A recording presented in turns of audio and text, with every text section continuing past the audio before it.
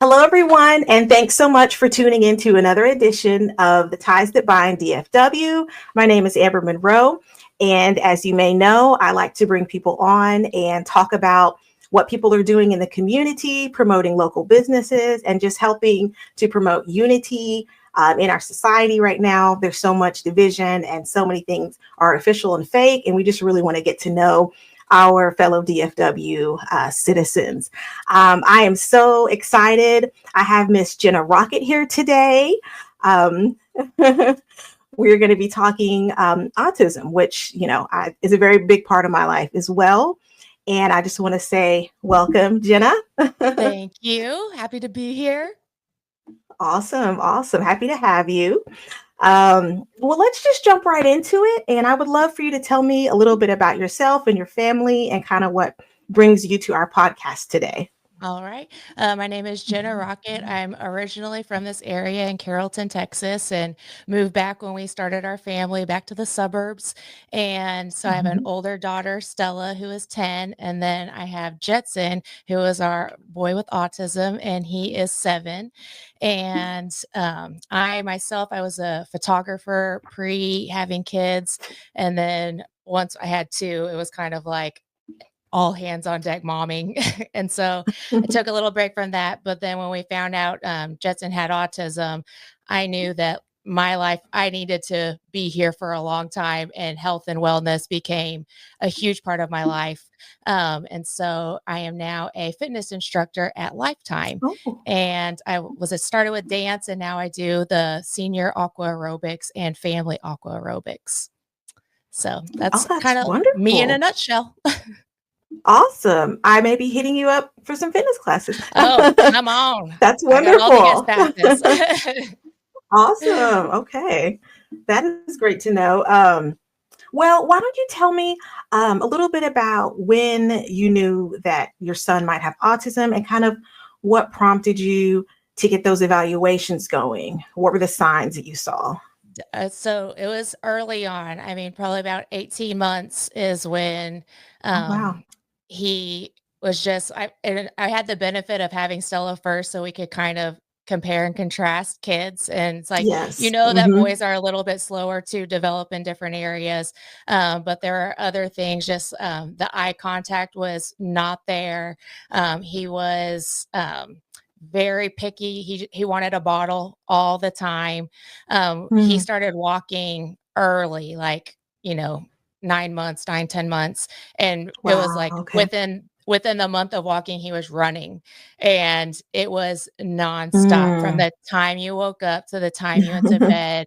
It was, I mean, just constant. He felt, you could tell he felt uncomfortable in his body almost. And Mm. the listening, there was just a disconnect, like there was no communication. Telling him to stop something meant nothing to him. Then there was like the little things that they talk about when you go into your like pediatrician, like you do checklists, and he did the tiptoe walking, he would spin a Mm. lot. um Yeah. so it was just like, it was those things were kind of what got us. And then doctor, he could see that there was a difference in him Mhm. too. So we Mm. got him evaluated. And it's crazy in Texas how long, it can take even to get that Girl. evaluation. And like, that part That's a whole is separate podcast. Yeah. that is a whole separate Yeah. podcast. But, we were fortunate to get the diagnosis pretty quickly. So by the Mm. time he was 2 years old, he was diagnosed with autism. Oh, wow. And then we were on the search for help and researching, and there's so much information out there.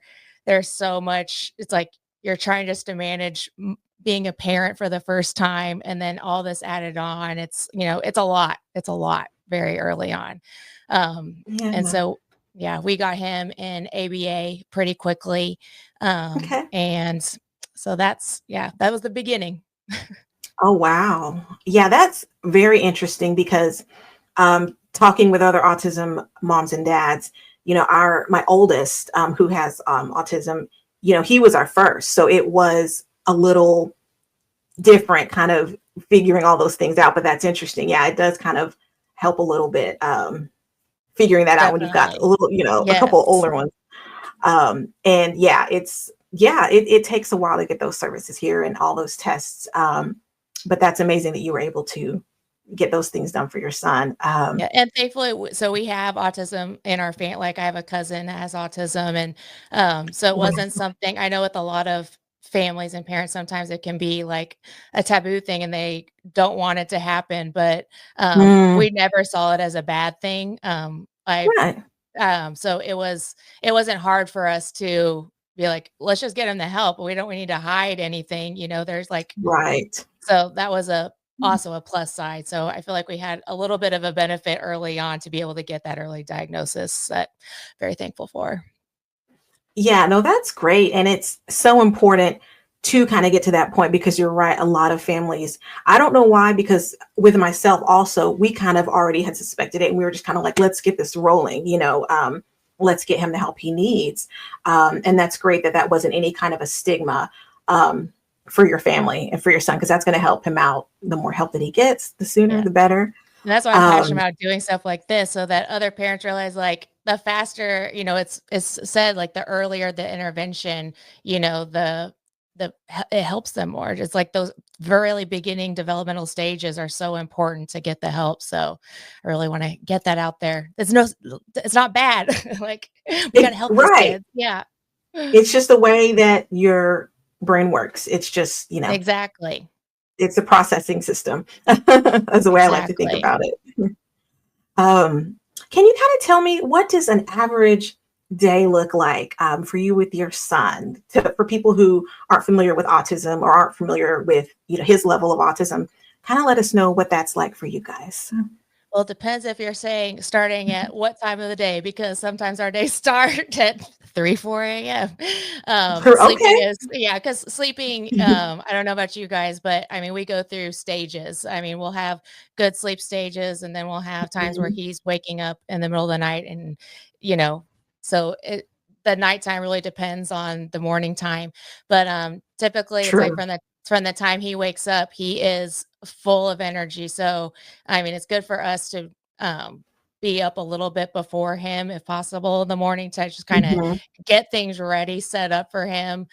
So we have, like, the food, we have the food ready. We have, downstairs is cleaned up and his toys are not out, we want things I want things to be a Yeah. little organized for, like, just to be prepared for him to be ready and active, and me mentally to be ready and active. But Right. he is go, go, go. I mean, we've got all the sensory things in our house. We have a swing, we have a full size king mattress in our downstairs living room, so that he can. Nice. We've got like a little ladder thing, so he is climbing, jumping, swinging.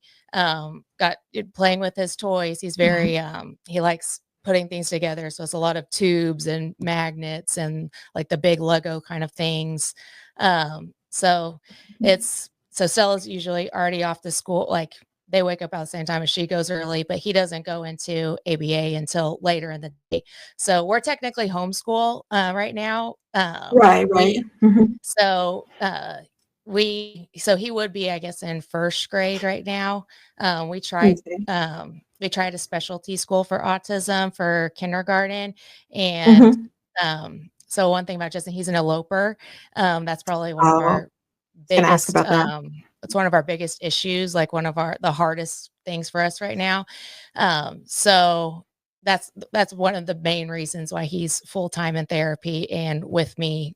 Like, someone needs to be within hands. Like, we got to be right there with him. So he Yeah. goes to therapy like 10 to 3-ish, like, it depends on the day, but that's about the time, and then when we pick up, we come home, and it's right back to the full energy, and Mm.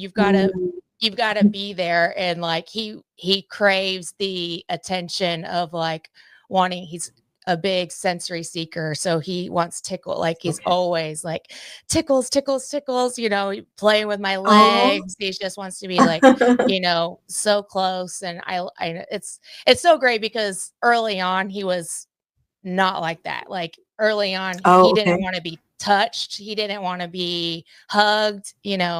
So I can't even tell you when that switch happened. I mean, it's a slow switch. It wasn't like an overnight thing, but like Yeah. looking at my life now compared to what it was, when he was diagnosed early on, it's just like, man, what a difference. And I truly attribute that because he has felt safe. Like we've made him feel safe and like that he is free to express and he's free to, Yes. get that energy out. And I myself have ADHD, so I've always kind of struggled with sitting still Same. and and so like, sitting to eat, like for a lot of I know like that would be painful for him, like to make him, sit constantly or to like, do things that, some people might think like, no, they need to sit to do this or they need to pay attention to this. Mhm. And so I feel like at ABA, he has so much structure that when he's home, I Mhm. like it to be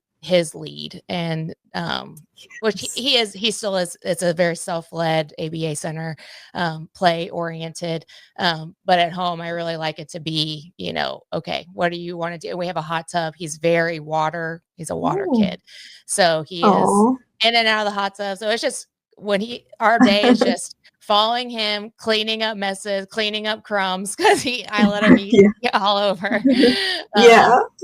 Um, so, and then, yeah, so our bedtime routine, and we started this maybe about 2, 3 years ago, because we are so, separated with, most families will sit all together to eat dinner or they'll sit, have time where they're all together. And because we're all it's kind of chaos. We have a time Mhm. we all get into our master bedroom, all into the big bed together, all of our family. Yeah. We watch a show that he wants to watch, and he still, Mhm. will jump from the dresser to the bed, whatever. But it's like we'll play, like all get under the covers. But it's like the time for us all to feel connected, Mhm. and not so just like, you know, all over the place. And I feel like that has helped a lot with bedtime because before it was just like, you know, everyone's doing their thing and now it's time to go to bed and you go to, but having that Yeah. like little in between break in between has been a really great transition for us. Um, Oh, and yeah, and then it's bedtime and start back over. yeah, until whenever he's up again, whenever that Yep, might be. whenever that might be. Um, I love that you mentioned kind of getting into his world and letting him lead throughout the day when he's at home. I think that's so important because, with autism, a lot of times, we are wanting to teach them those skills and all the important things, but it's so great that you guys kind of meet him where he's at and let him have that time because, like you said, that is kind of his safe space. And that's super important. And I think that's so great that you guys focus on that and those important parts, of his day and how that helps him.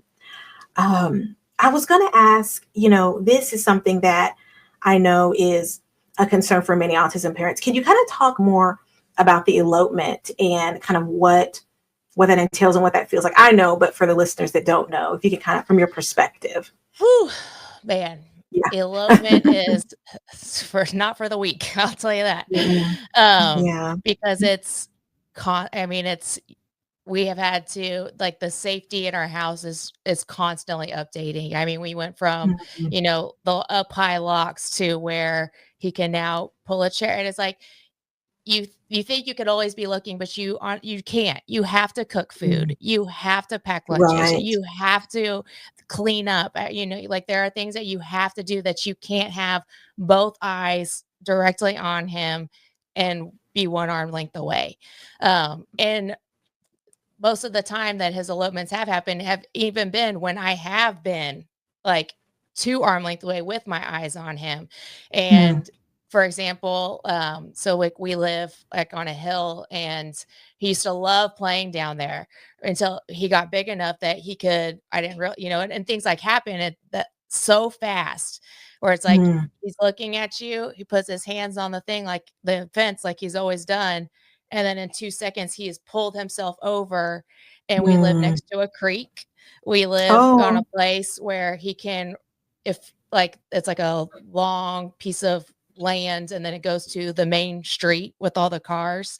Mm. So, and then he's tried to jump over and go into neighbors' houses, and you're like chasing him, knowing like you might have to break into some neighbor's house, and Mhm. follow Yeah. him through a house. Um, Mhm. and so most of the times, and even public, so at a public restaurant, it's like I'm sitting there, I have my hand around him while I'm eating, and then like, I put my hand down because I think he's into his game or he's into something, and it's like in a second, it happens so fast, and he is gone, and he's running through the back kitchen, and you're just like, is he gonna get something spilt on him? Is he gonna make it out the door? Oh, um McDonald's play place. It's like, he's playing, he's having fun, he looks at you, and he's almost to the by the time you grab him by the hair, I'm running as fast as I yes. can. And it's like we have caught things. I have caught things so in like the nick of time where it would have been the most dangerous, life-threatening situation.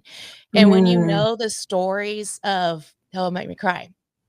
Oh, How many kid like, we are lucky that I've been there, because there are so many yeah. people that have not been that lucky, and the statistics are frightening. And Mm. when you hear, so, the biggest like, we've had one where I was by myself at my parents' with him, and he was playing in a room, and we were eating dinner, and someone forgot to do the top lock, and Oh, we're like, no. "It's been quiet for a little too long." Like, usually he'll play, but he'll run back, and the back door is open, and he was nowhere to be found. And you don't Mm. even know, like, that feeling. And 2 weeks before that was a story of a little boy, Jetson's age, who made it out of Mm. his school with 2 teachers chasing him in Mm. sight. The kid was so fast, which Jetson is so fast. Um, Mm. the kid was so fast that he made it out of sight, and they found him dead in a river. I mean, I it's think I like, read about that. Yeah. and Mm. even in our local community, this has happened several times, even in the past year, 2 years. Mhm. So it's like you have, like, when these things happen and these stories, it's it's a it's a level of panic and anxiety that I would not wish on anyone. I mean, it's Mm. just your heart is just like, you're just, what am I gonna find when I find him, Mm. And so your nervous system, I mean, even it's like, so that was a time we had to get a neighborhood search, we had to get police involved. Um, Mm. he was found safe, I mean, covered in splinters, and Oh. just laughing hysterically though. I mean, had the time of his life. It has no Right. idea like how Meanwhile. he, like, what are you crying about? Like, I just had Right. the adventure of a lifetime.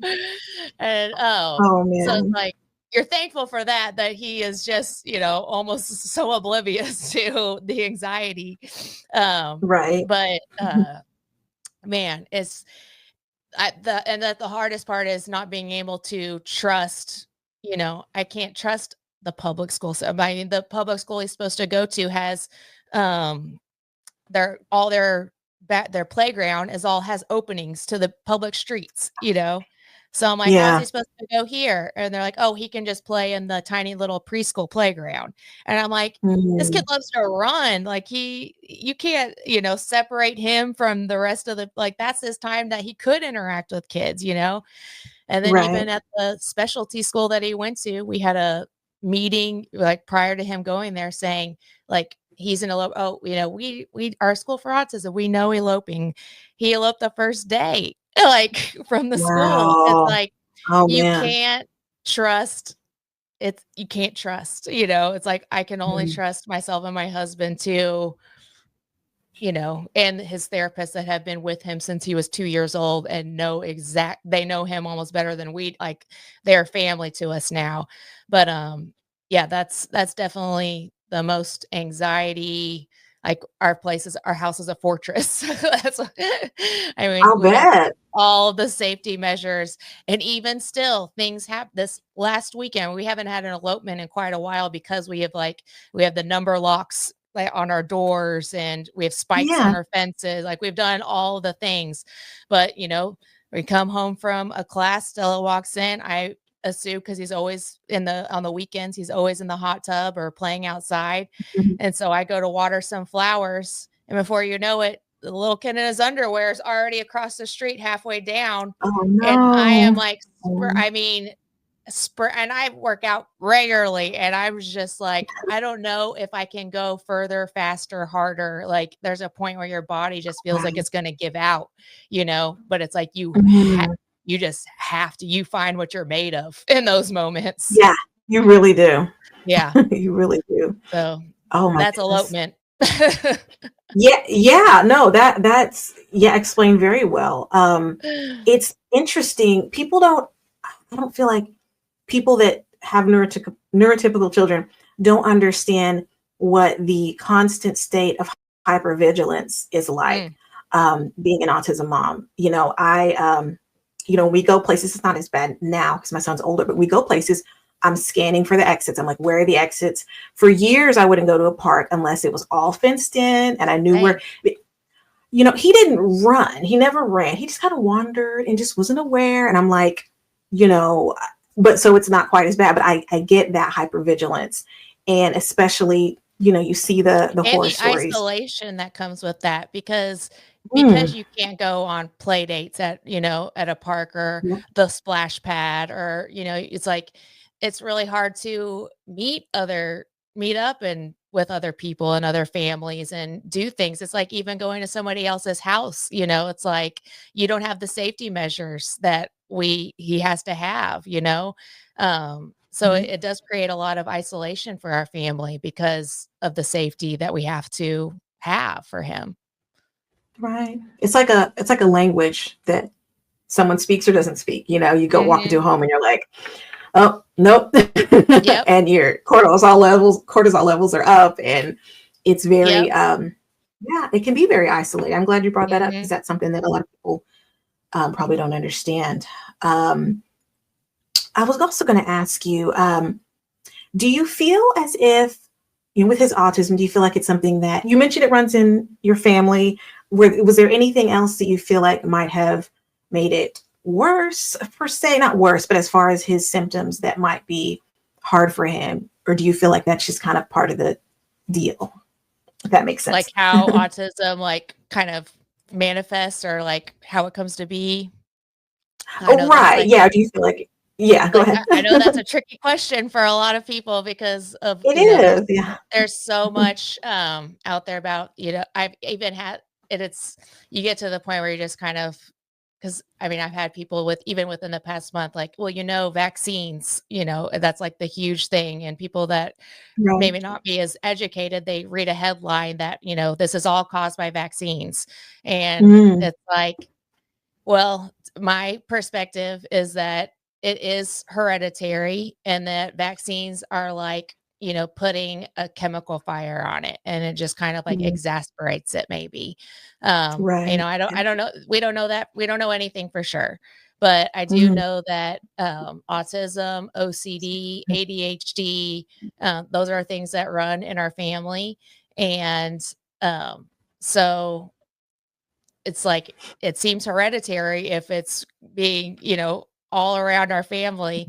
And then I think that it's so like he said banana was like a word he said before the vaccine, before like the heavy. So it's like Okay. maybe it did limit his language a little bit. Maybe it did, Mhm. maybe you just Right, don't know. Um right. and I also and I don't even know if it's like, I think it's something to be aware about, like, if I had to do it over again, maybe I would have spread them out more, and maybe I would have, Mm, like, researched it a little more. Early on, you just don't know anything better but to trust the people that are the professionals, and they tell you to do something right. and you do it.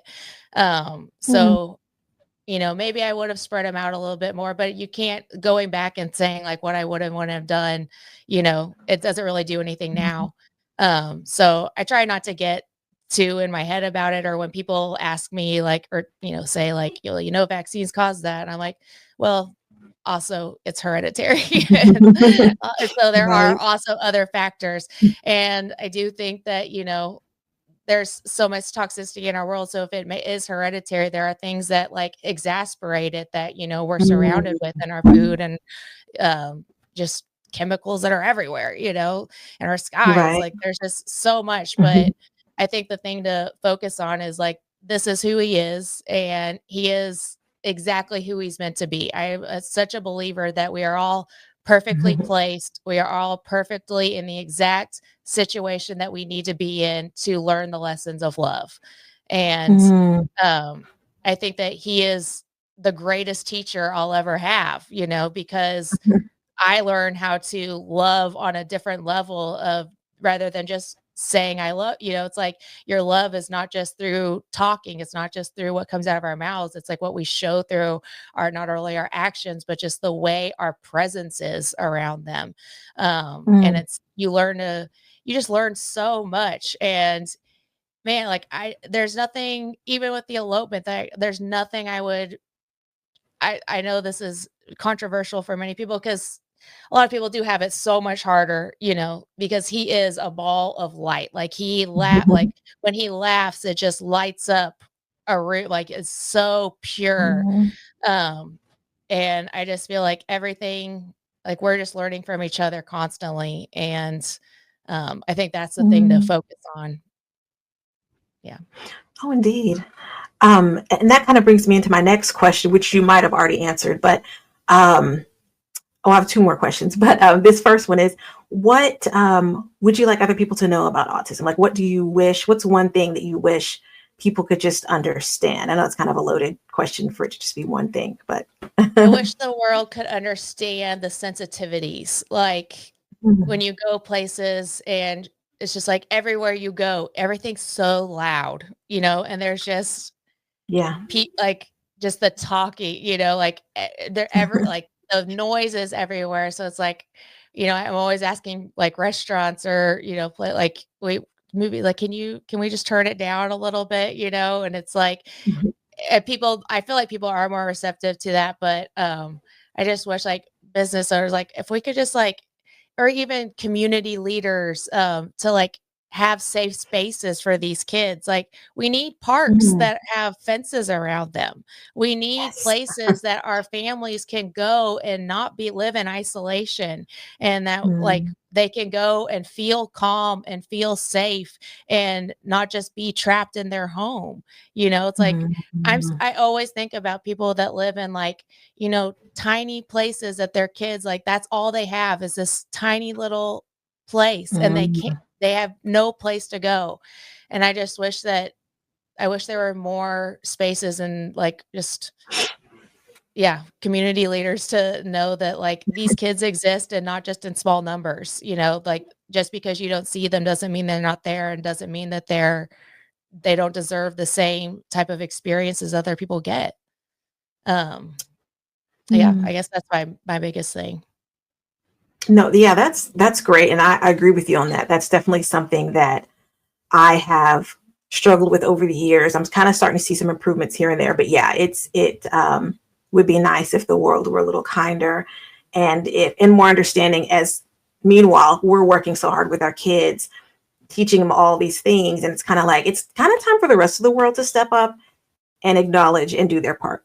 Um, And then not every place needs to be, "Ah," it's like I feel like everywhere you right? go, it's just like the music is so loud, like I can't even hear, Yes. like I'm not even autistic and like it's too much for me in so many places. It's like I feel like the Yeah. world just thinks everything needs to be overstimulized, like to keep your attention. And it's Mhm. like, no, I think we're entering into a new era of like not like we need to have those calm spaces and we need to have more, or just like, I love that, like Studio Movie Girl, now they have like sensory I was about to screenings. mention Like, them. Yeah, I love that. It's like me too.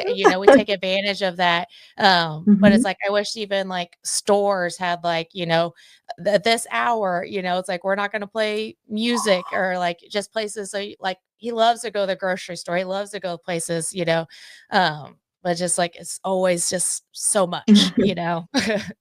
Yeah, no, I was about to So, say, even for just myself, I'm like, y'all can really yeah, tone it down. Like, I don't yeah, need it at for 100 real. decibels. And yeah, I was Yes. going to mention Studio Movie Grill. We go all the time, and I'm always make sure and thank the manager because they're always standing there with a little thing of mints. I'm like, thank you. Yes. Um, they've got the right idea. Yes. Um, Everyone follow suit. yes, you will get our money. We'll buy all the food, all the Yes, snacks, it because that's will. where they make their money.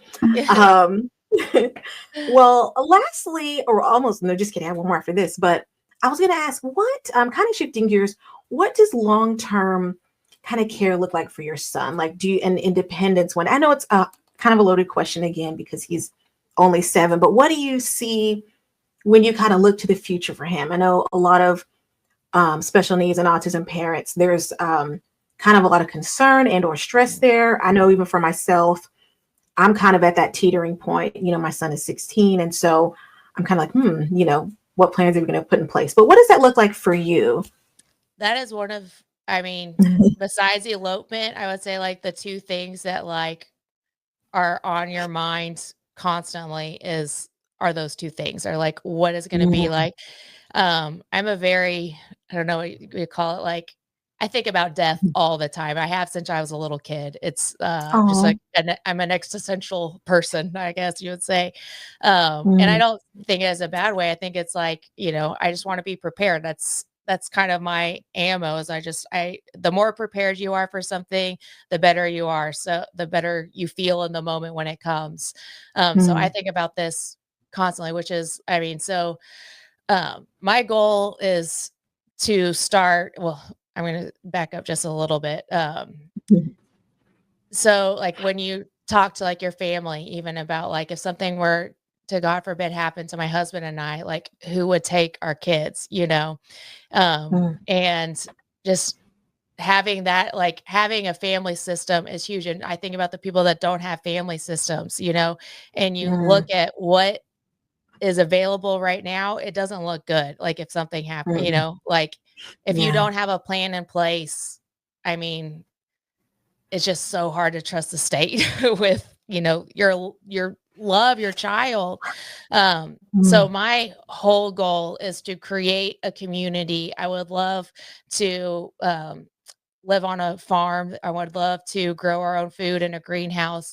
I would mm, love for adults with autism to be able to have their own space to live on this place, that we can all mm, support each other, so that you have not just your family, but you have a community of people that you've grown up with, that you trust. And I yes. had a girls' day the other last month, and we're talking.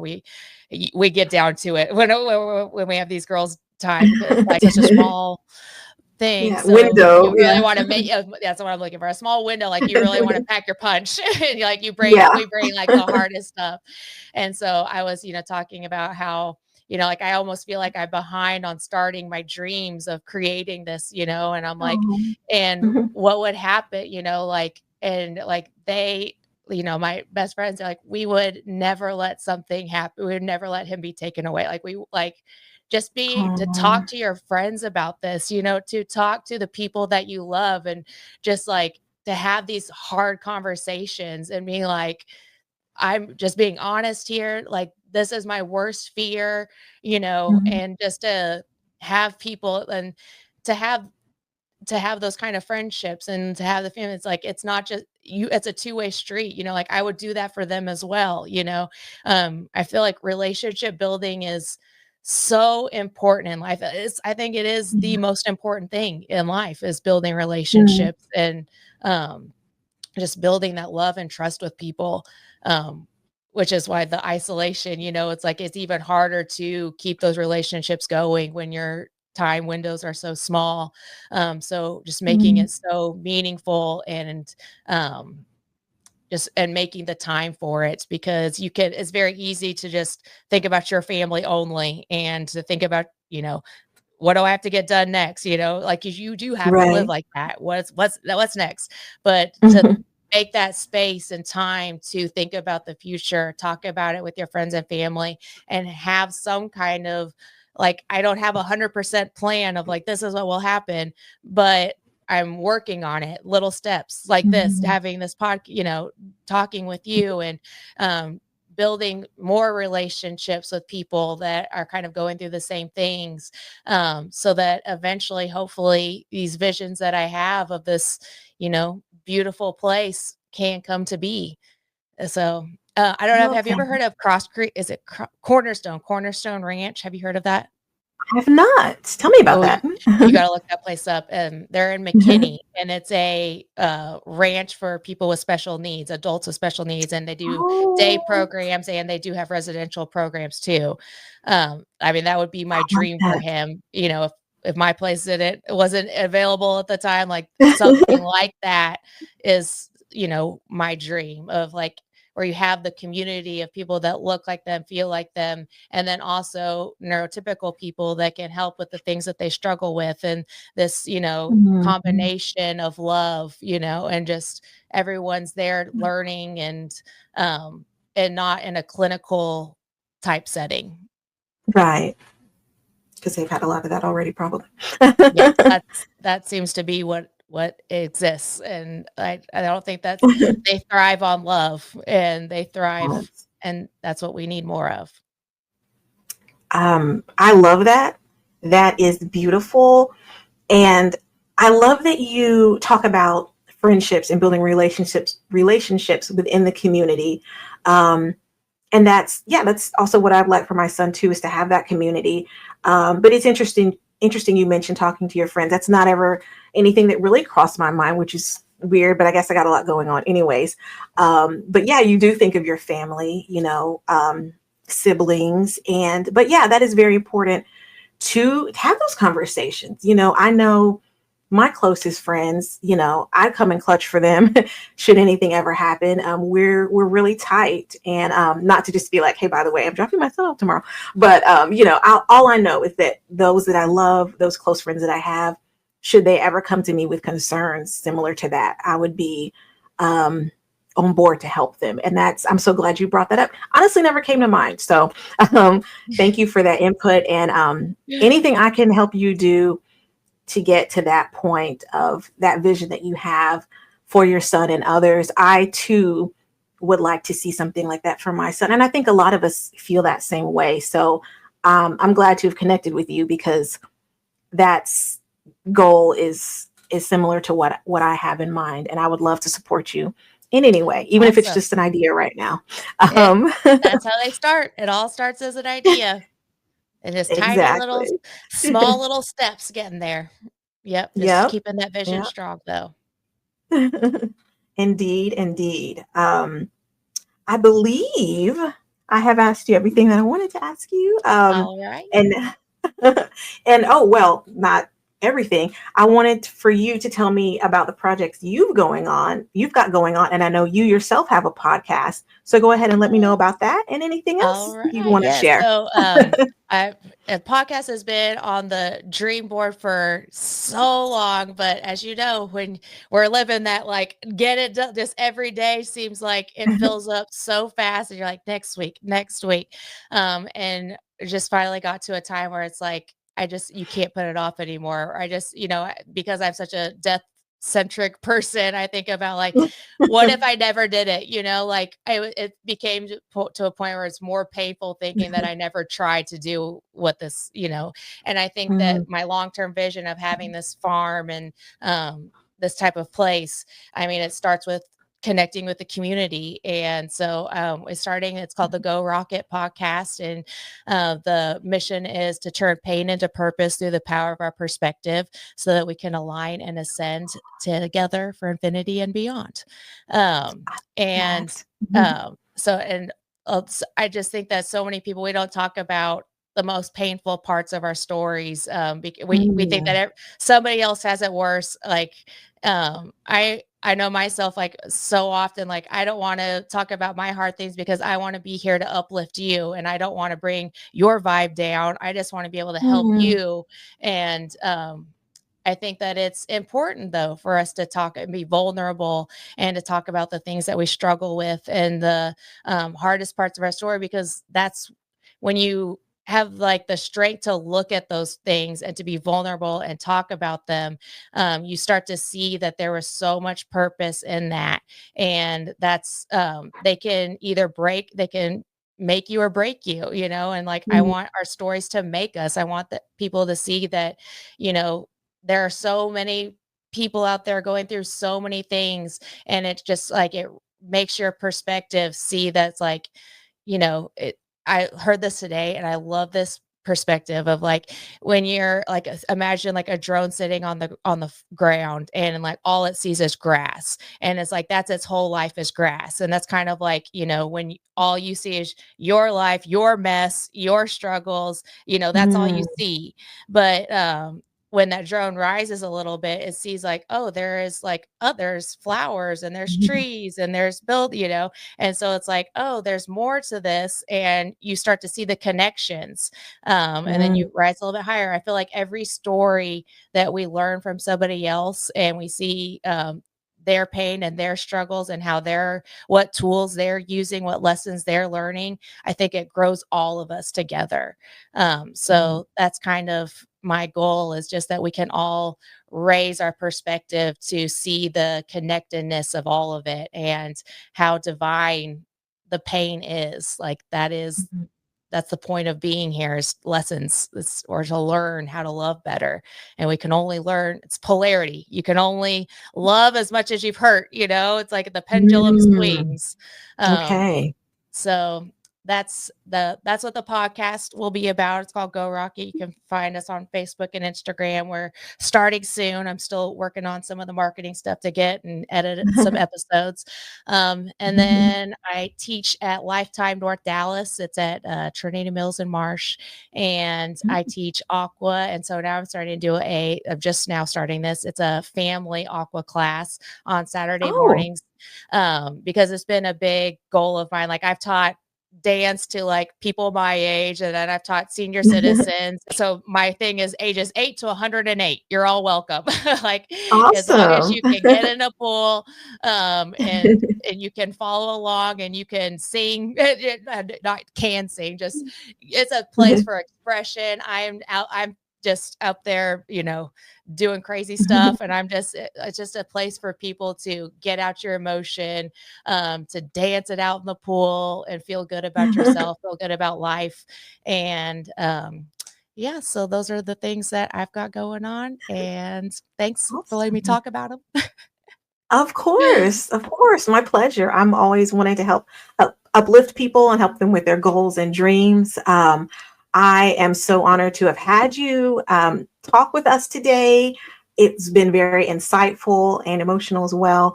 But thank you so much, Jenna. I've really Thank enjoyed you. this. I'm excited to have You're you on the very Go welcome. Rocket podcast. I'm excited to get to Yes. know you as well. You were such a great energy. Oh, well, thank you. You're Likewise. welcome. Awesome. Well, thanks for having me. All right. You're very welcome. Thank you. And thanks everyone for tuning in. We will see you next time. God bless.